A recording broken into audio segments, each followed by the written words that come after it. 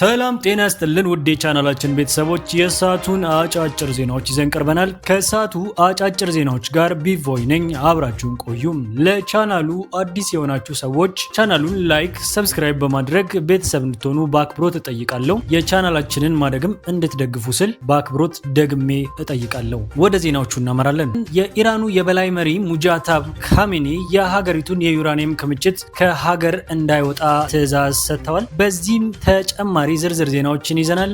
ኢራን የስርዓት ለውጥ ለማድረግ ሲታሰብ እንደነበረና ያንን የሚያሳይ ኒውዮርክ ታይምስ ይፋ ያደረገው ዘገባ አለ። እሱንም በተመለከተ በዝርዝር የያዝነው ዜና አለ። ኢራኑ ሙጃታብ ካሜኒ የት እንደገቡም የት እንደሄዱና በመጨረሻም ያስተላለፉትን መልእክት ምን እንደሆነ አብረን እናያለን። በዝርዝር መረጃውን ይዘናል። የንጉስ ቻርልስ ህልፈትን ያሰ ዜና በብሪታንያ በጣም ከፍተኛ ሁከት መፍጠሩ ተሰምቷል። ይህንንም በተመለከተም ተጨማሪ ዝርዝር መረጃዎችን ይዘናል። ዋይት ሃውስ የአሜሪካ ጠላቶች ተደመሰሱ ሲል በማህበራዊ ሚዲያው ወይም በትዊተር ኤክስ ገጹ ላይ ያሰፈረው ምስል በጣም መነጋገሪያ ሆኗል። ይህንንም በተመለከተ ዝርዝር መረጃ አለን። ህወሓት በትግራይ ክልል ትምህርት ቤቶች ከመደበኛ ጊዜ ቀድመው የሚዘጉ መሆኑን ገልጿል። የኢትዮጵያ መንግስት በኢትዮጵያና በጅቡቲ በኩል የነዳጅ ጋዝን ወደ ዓለም ገበያ ለማቅረብ ማቀዱም ተገልጿል። ከዚህም በተጨማሪም የነዳጅ ዘይትም ከጅቡቲ ወደ ኢትዮጵያ በቧንቧ ለማጓጓዝ የሚያስችል የ10 ቢሊዮን ዶላር ፕሮጀክት ይፋ አድርጓል። እሱንም በተመለከተ መረጃዎችን ይዘናል። የሶማሊያ መንግስት ከኢትዮጵያ የኤሌክትሪክ ኃይል ሊገዛ መሆኑ ተሰምቷል። ዝርዝር መረጃዎች ይዘናል። አብራችሁን ቆዩም።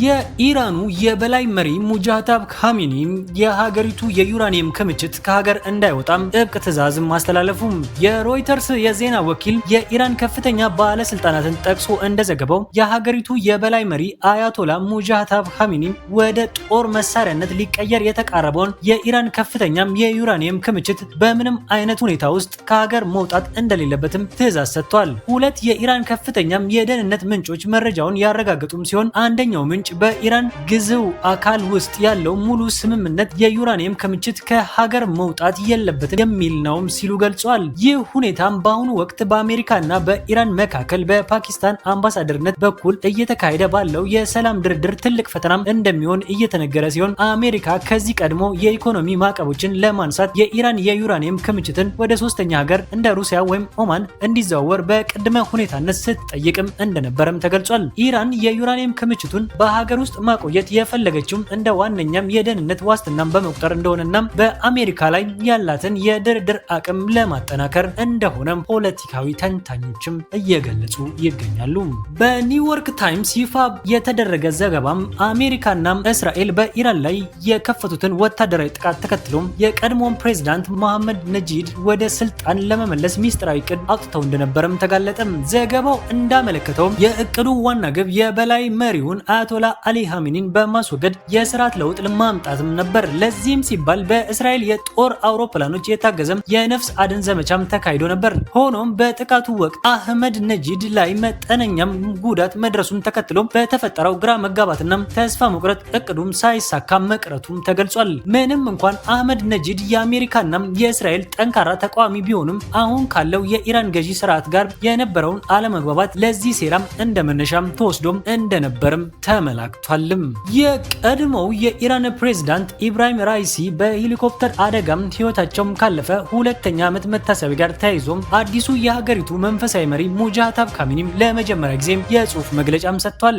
መሪው በመግለጫቸው የቀድሞውን ፕሬዝዳንት በማስታወስ ኢራን በአሁኑ ወቅት ከሁለት የዓለም አቀፍ ሽብር ጦሮች እስራኤልና አሜሪካ ማለታቸውም ነው ጋር ታሪካዊና ልዩ የመከላከል ላይ እንደምትገኝም ገልጿል። ይሁን እንጂ የጦርነቱ እውነታም በኢስላማዊ ሪፐብሊክ ባለስልጣናት ላይ ከባድ የኃላፊነት ሸክም መጣሉንም አምኗል። ይህ በእንዲህ እንዳለ ሙጃታብ ካሜኒ ስልጣን ከያዙም ጀምሮም በአደባባይ አለመታየታቸውና ድምጻቸውም ጭምር አለመሰማቱም ከፍተኛም ጥርጣሬና መነጋገሪያም ሆኗል። እንደ መገናኛ ብዙሃን ዘገባዎችም ከሆነ መሪው ቀደም ሲል በተዘነዘሩም የአሜሪካ ጥቃት ላይ ከባድ ጉዳት ደርሶባቸው አዲስ ጥቃትን በመፍራትም ተደብቀው ይገኛሉም ሲሉ የገለጹ ሲሆን ይህንኑ ሚስጥራዊ መደበቅ አስመልክቶ የእስራኤል ጠቅላይ ሚኒስትር ቤንያሚን ኔታንያሁ በሰጡት ጠንከር ያለ ምላሽ ሙጃ ሙጃታብ ካሚኒም በህይወት አለ፣ ነገር ግን ስልጣኑን ለማስጠበቅ በመቃብር ውስጥ ተደብቆ ይገኛሉ ሲሉ ተነግሯል። አዲሱ የኢራናዊ መንፈሳዊ መሪ በበኩላቸው በጽሁፍ መልእክታቸው አሜሪካውያን በፋርስ ባህረ ሰላጤ ውስጥ ያላቸው ብቸኛም ቦታ የባህሩ ግርጌ ነው ሲሉ ከባድ ዛቻንም መሰንዘራቸውንም አልጀዚራና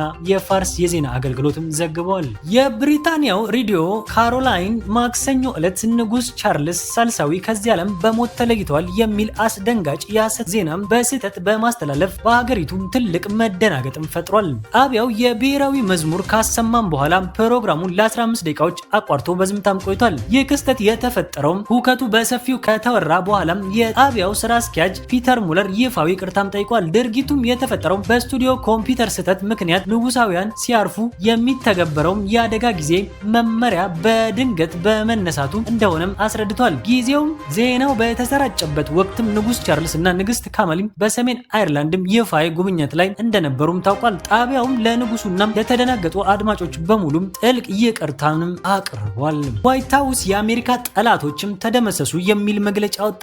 የአሜሪካ ዋይት ሃውስ በትዊተር ገጹ ላይ የአሜሪካ ጠላቶች ተደመሰሱ የሚል ምስል ማጋራቱም ዓለም አቀፍ ትኩረትን ስቧል። ምስሉ ፍትህ ይሰፍናል ከሚል መፈክርና ከፕሬዝዳንት ዶናልድ ትራምፕ ፎቶ ጋር እየቀረበ ሲሆን በአሜሪካ ላይ ስጋት የደቀኑ የውጭ ሀገር መሪዎች ዝርዝርም ይዟል። በግራፊክሱ ላይ የቬንዙዌላው ኒኮላስ ማዱሮ የታሰሩ፣ የኢራን መንፈሳዊ መሪ ካሚኒም የተገደሉ፣ የቀድሞ የኩባ ራውል ካስትሮ ደግሞ የተከሰሰም ተብለው ተፈርጀዋል። ይህ ዋይት ሃውስ ያወጣው መግለጫም የአሜሪካ አስተዳደር በአሜሪካ ባላንጣዎች ላይ የወሰደውና ለመውሰድ ያቀደውን ጠንካራ የውጭ ጉዳይ ፖሊሲ እርምጃም በግልጽ የሚያሳይ እንደሆነም ተገልጿል። ወደ ሀገር ውስጥ ዜናም ስናመራም ህወሓት በትግራይ ክልል ትምህርት ቤቶች ከመደበኛው ጊዜ ቀድመው እንደሚዘጉ ማዘዙ ተሰማም። ሌላ መግለጫም ወጥቷል።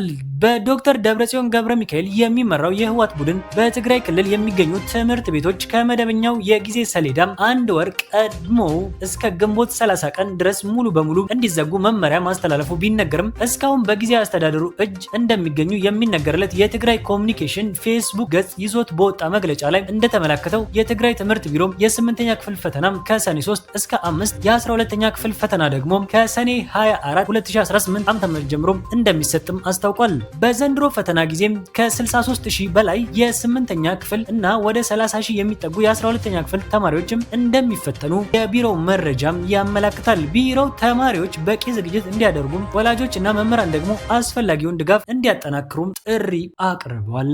ኢትዮጵያም በጅቡቲ በኩል የነዳጅና ጋዝን ወደ ዓለም ገበያ ለማቅረብ ማቀዷም ተገለጸ። ኢትዮጵያ የጋዝና የድፍድፍ ነዳጅ ምርቷን በጅቡቲ በኩል ለዓለም ገበያ ለማቅረብ እንዲሁም የተጣራ የነዳጅ ዘይት ከጅቡቲ ወደ ኢትዮጵያ በቧንቧ ለማጓጓዝ የሚያስችል የ10 ቢሊዮን ዶላር ፕሮጀክት ይፋ አድርጋለች። የኢትዮጵያ ኢንቨስትመንት ሆልዲንግ ዋና ስራ አስፈጻሚ ዶክተር ብሩክ ታዬ እቅዱን ለጅቡቲው ፕሬዝዳንት ኢስማኤል ኦማር ጊሌ ያቀረቡ ሲሆን ፕሬዝዳንቱ ፕሮጀክቱን በውልም ተቀብለዋል። እቅዱ በሁለት ምዕራፍ የሚከፈል ሲሆን ምዕራፍ 1 ከጅቡቲ ወደብ እስከ ደወሌ የሚዘረጋም 113 ኪሎ ሜትር የተጣራ የነዳጅ ማስተላለፊያ መስመር መዘርጋት፣ ምዕራፍ 2 ደግሞ ከኦጋዴን ሶማሌ ክልል ወደ ጅቡቲ ወደብ የሚዘረጋም 760 ኪሎ ሜትር የጋዝና የድፍድፍ ነዳጅ መስመር መገንባት እንደሆነም ተገልጿል። ይህ ስትራቴጂካዊ ፕሮጀክትም በሁለቱ ሀገራት በዳንጎቴ ኢንቨስትመንት ግሩፕ መካከል ያለውን የኢኮኖሚ ትስስርም እንደሚያጠናክረውም ይጠበቃል። ሶማሊያ ከኢትዮጵያም የኤሌክትሪክ ኃይል ልትገዛ መሆኑ ተሰማ።